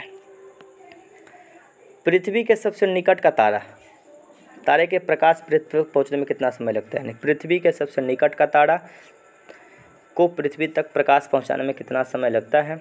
सही आंसर होगा इसका 4.5 वर्ष। जीवाश्म ग्रह किसको कहा जाता है? तो जीवाश्म ग्रह पृथ्वी को कहा जाता है। पृथ्वी को नीला ग्रह कहा जाता है। जीवाश्म ग्रह कहा जाता है आपका चंद्रमा को। चंद्रमा को जीवाश्म ग्रह के रूप में पूरी तरीके से हम लोग याद रखेंगे। ठीक है, चंद्रमा को जीवाश्म ग्रह के रूप में याद रखेंगे। पृथ्वी को नीला ग्रह कहा जाता है, मंगल को लाल ग्रह कहा जाता है और जीवाश्म ग्रह चंद्रमा है। सबसे कम समय में सूर्य की परिक्रमा करना कौन करता है? तो सबसे कम समय में सूर्य की परिक्रमा करने वाला बुध है, क्योंकि सूरज के सबसे नज़दीक बुध है। सबसे कम समय में अपने धुरी पे परिक्रमा बृहस्पति करता है, लेकिन सबसे कम समय में सूरज की परिक्रमा बुध करता है, क्योंकि सूरज से दूरी के क्रम में बुध का स्थान पहला नंबर पे आता है। सबसे पहला ग्रह है बुध, शुक्र, पृथ्वी, मंगल, बृहस्पति, शनि और वरुण। तो सबसे नज़दीक है बुध, इसीलिए सबसे कम समय में परिक्रमा 88 दिन में परिक्रमा कर लेता है।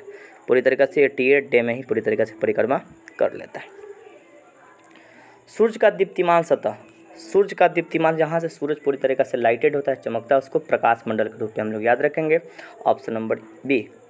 पृथ्वी की बहन किसको कहा जाता है? तो शुक्र को पृथ्वी की बहन कहा जाता है। सूरज से पृथ्वी के बीच की दूरी कितनी है? तो सूरज से पृथ्वी के बीच की दूरी 15। सूरज से बीच की दूरी कितनी है? सूरज के बीच की दूरी 149.6 मिलियन किलोमीटर, यानी कि 149.6 मिलियन किलोमीटर पृथ्वी से सूरज के बीच की दूरी है। सर्वाधिक उपग्रह वाला ग्रह, इसमें अब अंतर हो गया, इसमें पूरी तरीक़ा से बदला हुआ था, लेकिन वर्तमान में बृहस्पति आ चुका है। सबसे ज़्यादा उपग्रह किसके पास? बृहस्पति के पास। बीच में शनि ग्रह के पास आया था, लेकिन बाद में वर्तमान में बृहस्पति के पास सबसे ज़्यादा उपग्रह है। आकाशगंगा की आकृति कैसी है? तो आकाशगंगा की आकृति मिल्की वे सर्पीले आकार का होता है। सर्पिल के आकार का आकाशगंगा की आकृति होती है। सर्पिल के आकार का स्पाइरल होता है। सबसे गर्म ग्रह कौन है? तो सबसे गर्म ग्रह आपका शुक्र ग्रह सबसे गर्म ग्रह के रूप में याद रखेंगे, क्योंकि शुक्र के वायुमंडल में CO2 गैस पूरी तरीक़ा से, तो यही CO2 गैस उसी वायुमंडल को क्या करता है? गर्म करता है, और सबसे गर्म ग्रह शुक्र के रूप याद रखेंगे। ग्रहों की गति का नियम किसने दिया था? ग्रह की गति का नियम केपलर नामक वैज्ञानिक के द्वारा। इसमें केपलर है, ठीक है। ग्रह की गति के बारे में केपलर नामक वैज्ञानिक दिए थे। ग्रह किस प्रकार से घूमते हैं इसके बारे में केपलर नामक वैज्ञानिक के द्वारा दिया गया था। हमारा सौर मंडल या सूर्य जिस आकाशगंगा में स्थित है उसको दुग्ध मेखला अग्नि के रूप में याद रखेंगे, यानी कि हमारा सौर मंडल दुग्ध मेखला नामक आकाशगंगा का भाग है। मिल्की वे कहा जाता है। यूरोप में इसकी पूजा की जाती है। पृथ्वी के सबसे निकट का ग्रह कौन सा है? तो बुध, शुक्र, पृथ्वी, यानी कि सीक्वेंस में अगर हम लोग पूरी तरीके से याद रखेंगे तो बुध, शुक्र, पृथ्वी, तो पृथ्वी के निकट सबसे शुक्र है, और इसीलिए शुक्र को पृथ्वी की बहन कहा जाता है। पृथ्वी से मिलता जुलता है पूरी तरीके से। चंद्रमा का प्रकाश पृथ्वी तक पहुँचने में कितना समय लगता है? 1.3 सेकंड। पृथ्वी से चंद्रमा की दूरी कितना है? 3,84,000, और प्रकाश का चाल होता है 3 लाख किलोमीटर प्रति सेकंड, इसीलिए 3 लाख किलोमीटर प्रति सेकंड प्रकाश की चाल है, और चंद्रमा का प्रकाश आने में पृथ्वी तक 1.3 सेकंड लगता है। तारामंडलों की संख्या कितनी है? 89। तारामंडल की संख्या 89 है। धूमकेतु कितने वर्षों के बाद दिखाई देगा? धूमकेतु 76 सालों के बाद दिखाई देगा। 2026 में पूरी तरीके से दिखाई देगा। सूर्य का मुख्य संगठक हाइड्रोजन और हीलियम। सर्वाधिक हाइड्रोजन है, दूसरे नंबर पे हीलियम है, और यही जब दोनों जुड़ता है तो नाभिकीय संलयन होता है और उससे अपार मात्रा में ऊर्जा मिलती है। तारा का रंग सूचक है। तारा का रंग टेम्परेचर का सूचक है। जिसका तापमान ज़्यादा होगा वो ज़्यादा चमकीला दिखेगा। ये सबसे अच्छा एग्जाम्पल पढ़े भी थे क्वेश्चन कि तारा का रंग किसका सूचक है? तो तारा का रंग ताप का सूचक है। ताप ज़्यादा होगा तो वह तारा पूरी तरीके से चमकीला दिखेगा। पृथ्वी का सबसे निकट का तारा। पृथ्वी का सबसे निकट का तारा का नाम है प्रोक्सिमा सेंचुरी। प्रोक्सिमा सेंचुरी सूर्य के सबसे निकट का तारा है। शुक्र के बारे में याद रखेंगे, शुक्र को पृथ्वी की बहन कहा जाता है। पृथ्वी के सबसे निकट का तारा शुक्र है। शुक्र भी एक प्रकार का, सूर्य भी एक प्रकार का क्या है? तारा है, और पृथ्वी बोल रहे हैं शुक्र, सॉरी, पृथ्वी के सबसे निकट का तारा सूर्य। सूर्य पृथ्वी के सबसे, सूर्य भी एक प्रकार का तारा है। तारा और ग्रह में अंतर क्या है कि तारा में अपना प्रकाश होता है और ग्रह में अपना प्रकाश नहीं होता है। ग्रह तारा के प्रकाश से ही चमकता है। तो पृथ्वी का सबसे निकट का तारा कौन सा है? तो पृथ्वी का सबसे निकट का तारा सूर्य है, सन है। आगे देखिए, आगे आप पूरी तरीके से आपका पॉलिटिकल साइंस का क्वेश्चन है, प्रेम से सुनना है। पॉलिटिकल साइंस आपको पढ़ाए भी थे, धीरे धीरे सुन लीजिए। संपत्ति के मौलिक अधिकार को किस संविधान संशोधन के तहत हटाया गया? तो संपत्ति का अधिकार पहले मौलिक अधिकार था, इसको 44वां संविधान संशोधन 1978 के तहत हटा दिया गया। भारतीय संविधान में मौलिक कर्तव्य 11 गो, वर्तमान में मौलिक कर्तव्य 11 गो है। पहले 10 गो मौलिक कर्तव्य हुआ करता था। मौलिक कर्तव्य संविधान में नहीं था, मूल संविधान में नहीं था। 42वां संविधान संशोधन 1976 के तहत मौलिक कर्तव्य जोड़ा गया। सरदार स्वर्ण सिंह समिति के सिफारिश पर भाग 4 के क्रम में रखा गया। 11वां मौलिक कर्तव्य जोड़ा गया था 86वां संविधान संशोधन 2002 के तहत।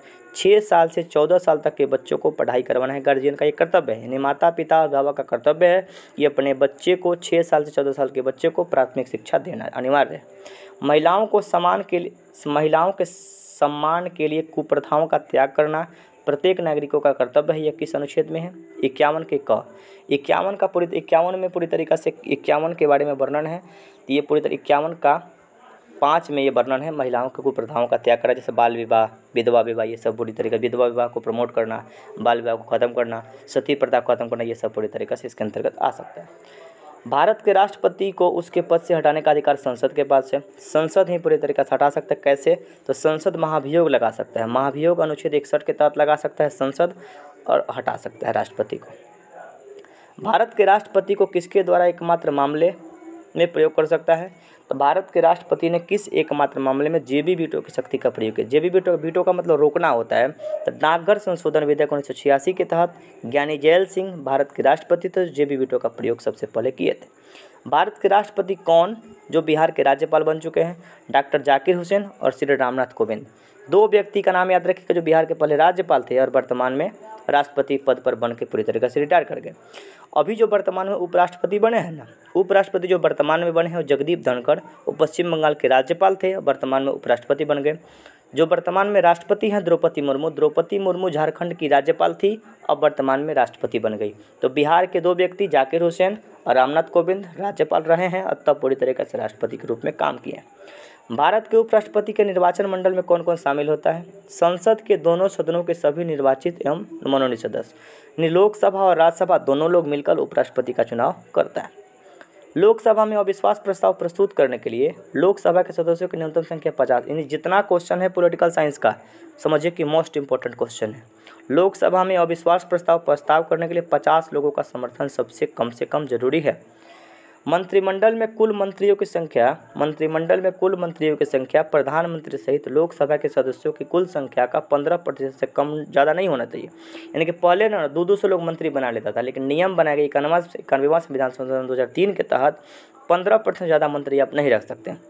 जितना सीट है उसका 15% ही आप मंत्री रखिएगा। तो 91वां संविधान 2003 के तहत 15% ज़्यादा मंत्री आप नहीं रख सकते। भारत के संविधान के किस अनुच्छेद के तहत यह प्रावधान किया गया कि प्रत्येक राज्य की कार्यपालिका शक्ति का प्रयोग किया जाएगा जिससे संघ की कार्यपालिका शक्ति प्रतिकूल प्रभाव न पड़े? भारत के संविधान के किस अनुच्छेद में यह प्रावधान किया गया कि प्रत्येक राज्य की कार्यपालिका शक्ति का इस प्रकार प्रयोग किया जाएगा जिसमें संघ की कार्यपालिका शक्ति पर कोई प्रतिकूल प्रभाव नहीं? अनुच्छेद 257। कहने का मतलब है कि केंद्र की कार्यपालिका शक्ति राष्ट्रपति में निहित होती है और राज्य की कार्यपालिका शक्ति राज्यपाल में निहित होती है। यानी इस प्रकार का व्यवस्था किया जाए ताकि केंद्र का जो कार्यपालिका है राष्ट्रपति के ऊपर कोई प्रतिकूल प्रभाव न पड़े, उल्टा प्रभाव न पड़े। अनुच्छेद 257 ताकत देता है। संविधान के किस अनुच्छेद के तहत मंत्रिमंडल का प्रयोग शब्द है? तो मंत्रिमंडल का प्रयोग अनुच्छेद 352 के 3 में एक ही बार प्रयोग किया है। मंत्रिमंडल का शब्द का प्रयोग भारत के संविधान में अनुच्छेद 352 3 के तहत किया गया। भारत के प्रथम नियंत्रण महालेखा परीक्षक कौन थे? बी नरहरि राव। नियंत्रण महालेखा परीक्षण का संबंध अनुच्छेद 148 में है। कंट्रोलर एंड ऑडिटर जनरल कहा जाता है। वर्तमान में गिरीश चंद्र मुर्मू सीएजी हैं और सबसे पहली बार सीएजी कौन बने थे? नियंत्रण महालेखा परीक्षण कौन बने थे? बी नरहरि राव बने थे। भारत का नियंत्रण महालेखा परीक्षण किसका मार्गदर्शक होता है? लोक लेखा समिति का। लोक लेखा समिति संसद की समिति है। इसमें 22 को सदस्य होता है, 15 को लोकसभा से और 7 को राज्यसभा से। हमेशा लोक लेखा समिति का अध्यक्ष विपक्षी दल का नेता होता है। वर्तमान में विपक्षी दल के नेता अधीर रंजन चौधरी हैं। भारतीय संविधान का कौन सा अनुच्छेद संसद को अंतर्राष्ट्रीय समझौता को लागू करने के लिए विधि निर्माण करने के लिए शक्ति प्रदान? अनुच्छेद 253 के तहत संसद विधि बना सकती है। अंतर्राष्ट्रीय समझौता दो देशों के बीच में समझौता करने का अधिकार 253 के तहत है। प्राक्कलन समिति का कार्यकाल 1 वर्षों का होता है। प्राक्कलन समिति सबसे बड़ी समिति है। प्राक्कलन समिति में 30 सदस्य होता है। इसका कार्यकाल 1 वर्षों का होता है। धन विधेयक राज्य विधानमंडल में किस सदन में प्रस्तुत होता है? केवल विधानसभा में। धन विधेयक राज्य के विधानमंडल में केवल विधानसभा में ही प्रस्तुत होता है। बिहार में विधानसभा का सीट 243 है, इस बात को याद रखिएगा। लेखा अनुदान संघ सरकार को किस प्रकार अनुमति प्रदान करता है? निश्चित अवधि के लिए भारतीय संचित निधि से धन निकालने के लिए। संचित निधि का मतलब भारत सरकार का एक खाता, उस खाते से निश्चित अवधि के लिए पैसा निकालने के लिए लेखा अनुदान विधेयक पूरी तरीके से हम लोग प्रयोग करते हैं। साफ नहीं आया, छोड़ दीजिए इसको, आगे देखिए, इसको कल करा देंगे।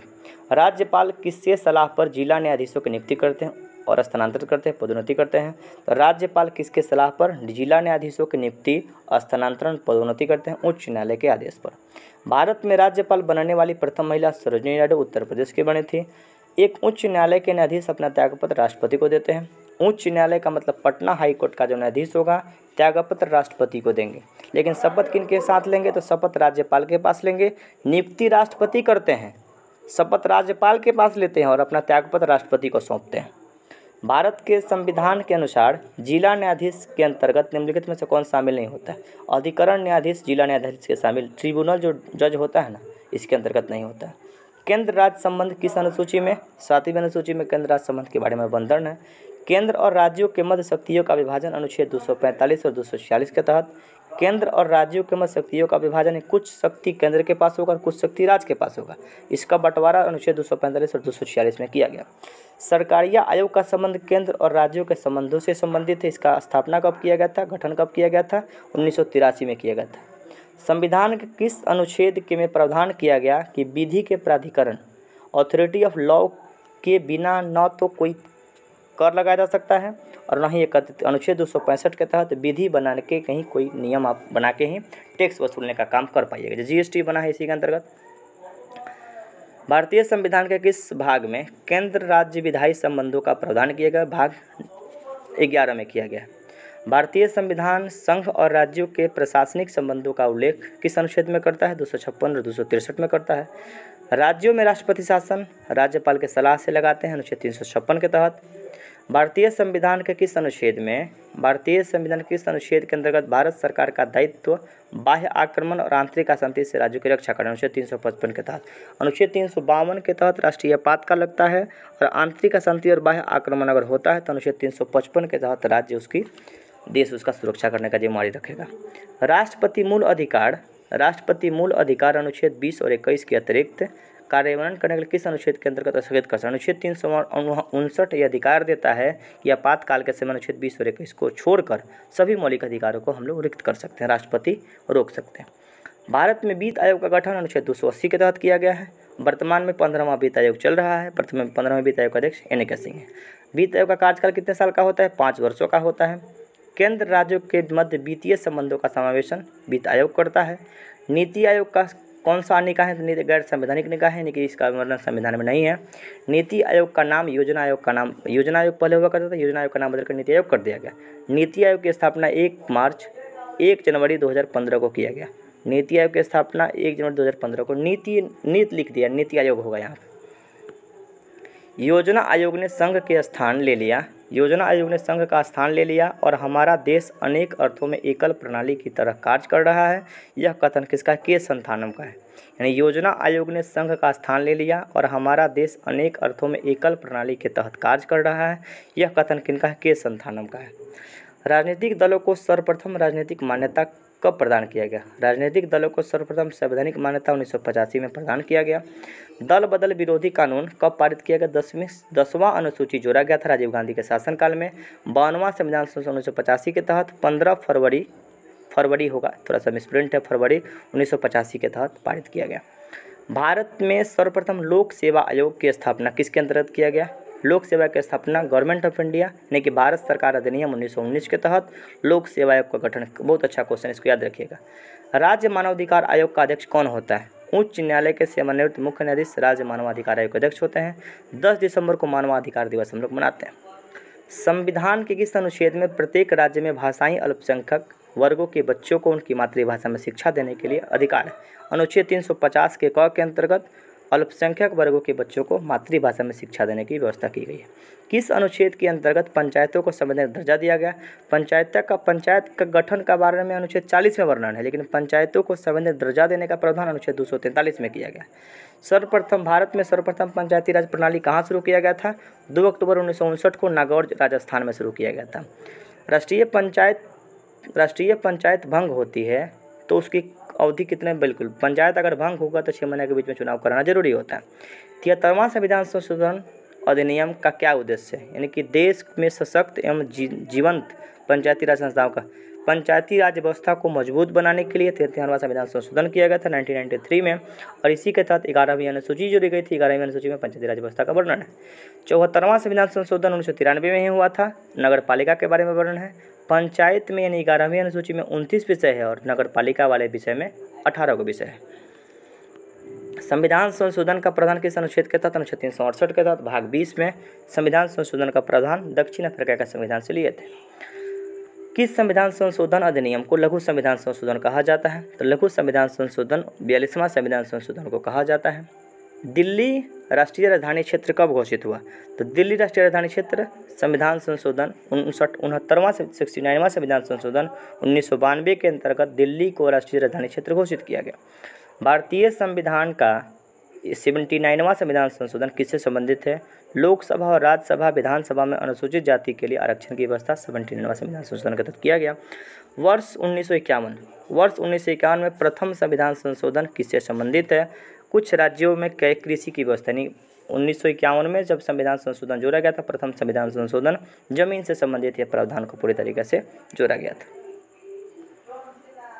ये जनगणना से संबंधित कुछ क्वेश्चन है, या देख लेते हैं। 10 मिनट का और क्वेश्चन बनेगा वीडियो, ध्यान दीजिए। देश का नाम अपना भारत है। भारत का अन्य नाम आर्यावर्त, जम्बूद्वीप, भारतवर्ष, हिंदुस्तान और इंडिया। भारत के संविधान में भारत का दो नाम है, भारत और India. India that is Bharat. राजधानी कहाँ पे है? नई दिल्ली में। भारत के भौगोलिक स्थिति कहाँ पे? उत्तरी पूर्वी गोलार्ध में स्थित है। उत्तरी गोलार्ध में स्थित है, और एग्जैक्ट पूछे तो उत्तरी पूर्वी गोलार्ध में। अक्षांशीय विस्तार 8 डिग्री 4 मिनट से 7 डिग्री 6 मिनट है। देशांतरीय विस्तार 67 डिग्री 7 मिनट से। पूर्वी देशांतर से 57 डिग्री 25 मिनट। भारत का आकार कैसा है? ज्यामितीय आकार का है, चतुष्कोणीय है। चतुष्कोणीय आकार का पूरी तरीके से अपना भारत। मानक समय रेखा 82.5 डिग्री पूर्वी देशांतर को इलाहाबाद के समीप मिर्जापुर के समीप गुजरती है। ग्रीनविच मध्य समय से 5 घंटा 30 मिनट आगे है। पूर्वी देशांतर भारत के 5 राज्य से गुजरती है। उत्तर प्रदेश, मध्य प्रदेश, छत्तीसगढ़, उड़ीसा और आंध्र प्रदेश से गुजरती है। भौगोलिक विस्तार उत्तर दक्षिण का जो भारत का लंबाई है 3214 है, और पूर्व पश्चिम की लंबाई 2933 है। स्थलीय सीमा की लंबाई भारत का 15,106 15,200 किलोमीटर के रूप में इसको याद रखेंगे। जलीय सीमा भारत का बनाता है 7516 किलोमीटर, और प्रादेशिक जल सीमा 12 समुद्री मील। समुद्र तट से 12 समुद्री मील को प्रादेशिक जलीय सीमा कहा जाता है। संलग्न क्षेत्र के अंतर्गत प्रादेशिक जल सीमा से 24 नॉटिकल मील, और अनन्य आर्थिक क्षेत्र EEZ exclusive economic zone 200 nautical mile. तो याद रखेंगे। भारत का जलवायु कैसा है? भारत का जलवायु मानसूनी जलवायु है। क्षेत्रफल भारत का 32,87,263 वर्ग किलोमीटर।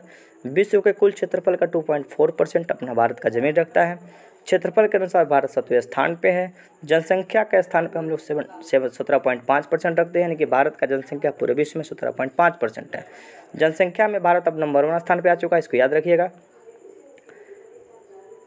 ग्रामीण जनसंख्या भारत में 68% और शहरी जनसंख्या 31%। लिंगानुपात के बारे में याद, लिंगानुपात भारत का 943 है। शिशु लिंगानुपात 918 है, और जनसंख्या घनत्व 382 है। लिंगानुपात 943, शिशु लिंगानुपात 918 और जनसंख्या घनत्व 382। लिंगानुपात का मतलब 1000 पुरुषों पे स्त्रियों की संख्या कितनी है? 943 है। और शिशु लिंगानुपात का कंसिडर 0 से 6 वर्ष के बच्चों को हम पूरी तरीके से कंसिडर किया जाता है। कुल साक्षरता 74.4, पुरुष के लिए 82.14 और महिला के लिए 65.46। कुल साक्षरता कितना है? 74.04%। पुरुष के लिए साक्षरता 82.14% और महिला के लिए 65.46%। अनुसूचित जाति का परसेंटेज 16% है। अनुसूचित जनजाति 8.6% है। अनुसूचित जाति का मतलब SC शेड्यूल कास्ट की संख्या 16.6% और अनुसूचित जाति 8.6% है। राज्यों की संख्या कितना है? 28 है। केंद्र शासित प्रदेश 8 है। ये तीनों क्वेश्चन आपको याद रखना है। पर्वतीय क्षेत्रों का विस्तार 10%, पहाड़ी क्षेत्रों का विस्तार 18% और पठारी क्षेत्रों का विस्तार 27% और मैदानी क्षेत्रों का विस्तार 43%। भारत समतल मैदान के रूप में विकसित है, इसीलिए भारत को कृषि प्रधान देश कहा जाता है। कर्क रेखा भारत के 8 राज्य से गुजरती है। कौन कौन है? गुजरात, राजस्थान, मध्य प्रदेश, छत्तीसगढ़, झारखंड, पश्चिम बंगाल, त्रिपुरा और मिजोरम। द्वीपों की संख्या कितना है? 1208। अंतर्राष्ट्रीय सीमा में संलग्न केंद्र शासित प्रदेश 18। अंतर्राष्ट्रीय सीमा से संलग्न राज्य और केंद्र शासित प्रदेश 18। तेल शोधन कारखाना भारत में 23 है। राजमार्ग की संख्या NH की संख्या 599 है। बड़े बंदरगाहों की संख्या 13 है। राष्ट्रीय पशु विभाग, इसका नाम वैज्ञानिक नाम पेंथ्रा टाइग्रिस है। राष्ट्रीय विरासत पशु हाथी है। राष्ट्रीय पक्षी मोर का वैज्ञानिक नाम पोबो क्रिस्टेसस है। राष्ट्रीय पक्षी वृक्ष बरगद को कहा जाता है, बरगद का नाम फाइकस बेनालेसिस है। राष्ट्रीय पुष्प कमल और कमल का वैज्ञानिक नाम निलंबो न्यूसिफेरा है। राष्ट्रीय चिन्ह अशोक स्तंभ है। राष्ट्रीय गान जनगण मन रचयिता रविन्द्रनाथ टैगोर। राष्ट्रीय गीत वंदे मातरम बंकिम चंद्र चटर्जी। राजकीय भाषा भारत का कुछ भी नहीं है, ये राजकीय भाषा हिंदी है। लिपि देवनागरी है। राष्ट्रीय वाक् सत्यमेव जयते है। कहाँ से लिया गया? मुंडको उपनिषद से लिया गया है। उपनिषद की संख्या 108 है और उपनिषद का संबंध दर्शन से है। राष्ट्रीय ध्वज तिरंगा है। तिरंगा का डिजाइन पिंगैया बेकल तैयार किए थे। राष्ट्रीय नदी गंगा है। राष्ट्रीय जलीय जीव गंगा डॉल्फिन है। गंगा डॉल्फिन दिवस मनाते हैं 5 अक्टूबर को, और डॉल्फिन को राष्ट्रीय जलीय जीव के रूप में हम लोग पूरी तरीके से याद रखते हैं। यहीं पे समाप्त होता है ये वीडियो। कैसा लगा कमेंट करके जरूर बताइएगा। धीरे धीरे और भी इसमें कुछ बेहतर करने का प्रयास हम करेंगे। धीरे धीरे बने रहिए, वीडियो को शेयर करिए, लाइक करिए, कमेंट करिए ताकि ये प्रयास कैसा लग रहा है, और भी इसमें कोई सुधार करने की ज़रूरत है तो आप कमेंट में आप लिखिए, धीरे धीरे सुधार किया जाएगा। धन्यवाद।